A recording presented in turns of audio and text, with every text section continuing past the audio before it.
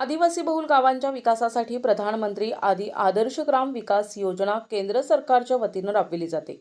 मात्र या योजनेअंतर्गत 40% निधी अद्याप मिळालेला नाही. त्यामुळे गावांचा विकास रखडलाय. याबाबत आवीसह काँग्रेस अहेरी विधानसभा क्षेत्राचे समन्वयक आणि माजी जिल्हा परिषद अध्यक्ष तथा अहेरी बाजार समितीचे संचालक अजय कंगडालवार यांनी जिल्हाधिकाऱ्यांना 3 मार्चला निवेदन दिलंय. आदर्श ग्राम विकास योजना 5 जुलै 2023 पासून राबविली जाते. यासाठी देशातील 3605 गावांची निवड केली असून दरवर्षी 1/5 गावांना अंदाजे 20.38 लाख इतका निधी प्रति गाव एकाच वेळी उपलब्ध करून देण्याची तरतूद आहे. मात्र या योजनेअंतर्गत गेल्या 2 वर्षांपासून पंचायत समिती स्तरावरून निधीच उपलब्ध झालेला नाही. त्यामुळे आदिवासी बहुल गावांचा विकास रखडल्याचा दावा अजय कंगडालवार यांनी केलाय.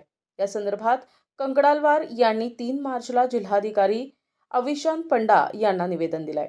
2 वर्षांपासून निधी का मिळाला नाही, विलंब का झाला याची चौकशी करून दोषींवर कठोर कारवाई करावी अशी मागणी अजय कंगडालवार यांनी निवेदनाद्वारे केली आहे.